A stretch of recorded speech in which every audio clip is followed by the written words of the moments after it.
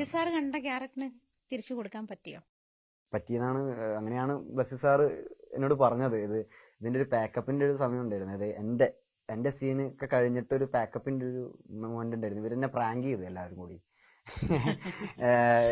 എന്റെ സീനൊക്കെ കഴിഞ്ഞ് ഞാൻ റിലാക്സ് ചെയ്യായിരുന്നു. ഒരു 800 മീറ്ററോളം പോയിട്ട് അവിടെ ഒരു കാറിൽ ഞാൻ റിലാക്സ് ചെയ്യായിരുന്നു. എന്റെ ഇതൊക്കെ കഴിഞ്ഞിട്ട് സീന് കഴിഞ്ഞു എന്നുള്ള എനിക്കറിയില്ല. ഏകദേശം കഴിയാനായി എന്നുള്ളൊരു തോന്നലുണ്ടായിരുന്നു. ഇപ്പൊ ചിലപ്പോൾ പാച്ചൊക്കെ ആയിട്ട് വല്ല ഷോട്ടുകൾ എടുക്കാണ്ടെന്ന് അറിയില്ലായിരുന്നു. അപ്പോൾ ഇവര് ലൈറ്റ് പോകുന്ന ഒരു സമയമായി, ഈവനിങ് സമയമാണ്. അപ്പോൾ മേക്കപ്പിലും കോസ്റ്റ്യൂമിലും ചേട്ടൻ വന്നിട്ട് നീ ഇവിടെ ഇരിക്കുകയാണോ, ബ്ലസി സാർ നിന്നെ അന്വേഷിക്കുന്നുണ്ട്, ഒരു ഷോട്ട് എടുക്കാൻ ലൈറ്റ് പോകാനായി എന്നൊക്കെ പറഞ്ഞിട്ട് ഇവരെന്നെ പ്രാങ്ക് ചെയ്തു. അപ്പോൾ എന്നിട്ട് ഞാൻ നേരെ ഓടിപ്പോയിട്ട് തലയൊക്കെ താത്തിയിട്ട് എന്റെ തലയിൽ കെട്ടൊക്കെ കിട്ടാണ്ടായിരുന്നു. അതെടുക്കാൻ വേണ്ടിയിട്ട് പോയ സമയത്ത് എല്ലാവരും ഞാൻ നോക്കുമ്പോൾ ഇത് ബ്ലസി സാറൊക്കെ വേണം സെറ്റാവുന്നത്, നീ അവിടെ പോയിരിക്കാന്നൊക്കെ ഇത് ചീത്തയൊക്കെ പറയാ. ഞാൻ പേടിച്ചത് അയ്യോ ലൈറ്റ് പോലോ എന്നൊക്കെ പെട്ടെന്ന് ധൃതിയിൽ ഇങ്ങനെ എണീക്കുമ്പോൾ പെട്ടെന്ന് കാണുന്ന എല്ലാവരും കൈയടിക്കുന്ന.